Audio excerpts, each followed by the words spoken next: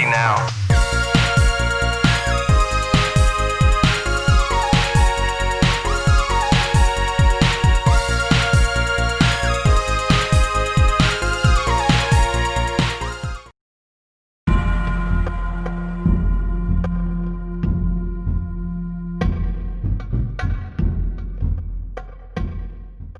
Once gaming entered the third dimension, action games often had to facilitate multiple foes on screen, which would usually put a strain on the controls and camera and make choosing targets difficult.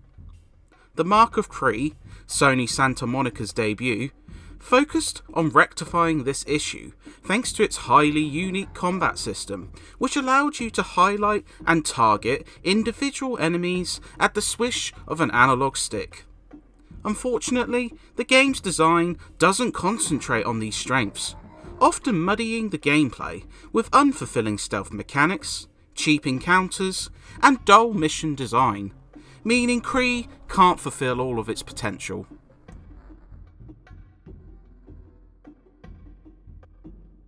Players take the role of Raoh, a strong warrior fresh from completing his training. Though his efforts start as menial, as he helps locals with their woes against a group of bandits, he eventually begins to unravel a plot, which involves the Mark of Kri that is possessed by a child, and an obvious and generic evil guy trying to destroy the world. While told through some impressively drawn sequences, the Mark of Kri's narrative feels underwhelming, with a particularly glacial start. Cutscenes which utilise in-engine FMVs look particularly poor, meaning most will likely switch off from this one quickly. You could... well, maybe I've got some other work around here you could do. How about washing down some tables for me, or mopping the floor? Well, maybe you can help Tati clean dishes, or sweep up, or pick up her after her. She's kind of a mess herself. People keep flushing foreign objects down the toilet, which is...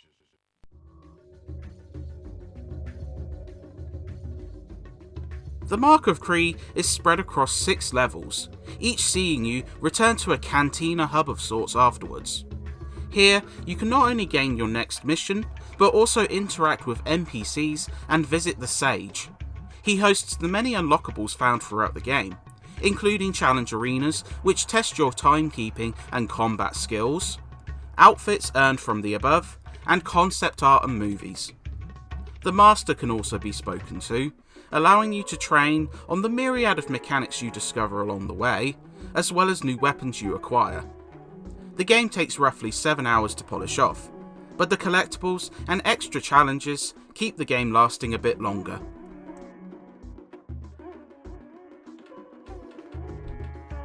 Several elements make up the gameplay, and combat is easily the standout. There's an admirable solution, at least for the time, for encounters with multiple foes on screen at once. While Raoh can slash without locking on, flicking the analog stick locks you onto a foe and highlights them with a face button. Up to 3 foes can be targeted, allowing you to gracefully swap between foes with ease. But locking onto just one foe also has advantages, as any buttons left unlocked can be used to perform deadly combos which slice most foes sharpish. 2 extra weapons, along with Raoh's sword, are eventually gifted and prove interesting alternatives to the standard blade. You can even go in unarmed, which while weak on the damage side, lets you perform deadly disarmed counters.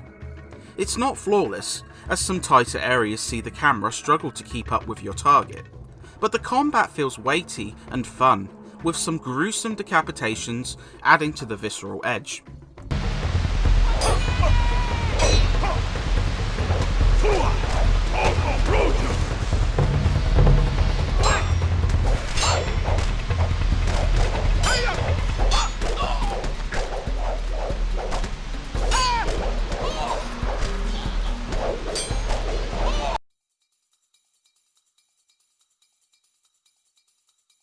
Sadly, the game design doesn't keep to these strengths.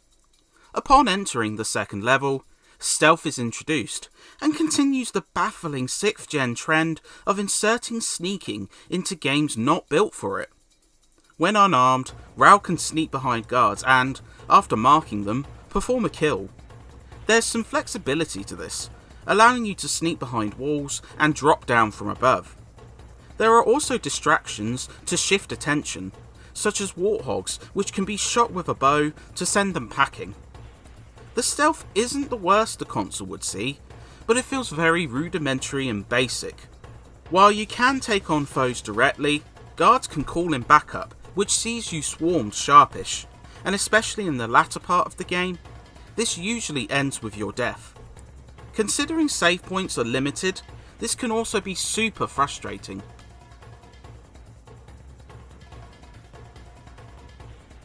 Outside of this, you can also utilise a couple of other mechanics to gain an edge. Kuzo, Rao's bird companion, can be sent to pre-designated spots and serve as your eyes ahead, picking up certain items out of your reach and activate certain switches. This proves particularly useful during stealth, and the instant switch between is very helpful. Rao also gains a bow, which proves interesting to use. While aiming in first person, your aim usually locks onto an enemy with a flashing icon. Adjusting your aim turns it into a solid one, and guarantees an instant kill headshot, proving fun when you can efficiently decimate a mob of unarmoured foes. The Mark of Kree proves a mixed bag, with some levels offering creative freedom to experiment between these mechanics, while others prove frustrating and difficult to the point of being a chore, especially the finale, which may push some players to their breaking point. Even combat isn't always fun, when big mobs can attack you during execution animations and gang up on you without a chance to react to their offense. Before it could be invoked, stolen, and broken into 6 separate parts, 6 lines, 6 incantations. The spell, however, was dark and powerful, and not easily destroyed. So instead it was hidden away in a place where none would find it.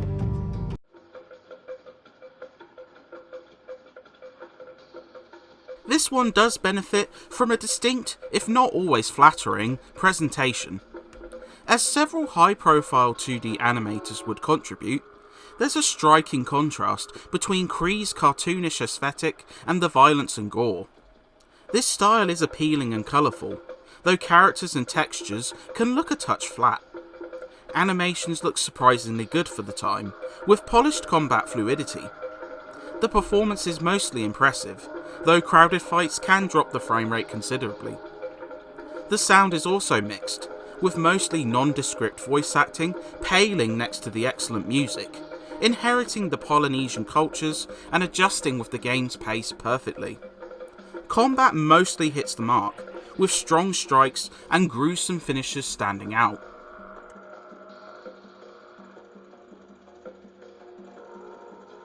The Mark of Kree comes close to being a standout, but unfortunately, the game's design fails to capitalise on its strengths.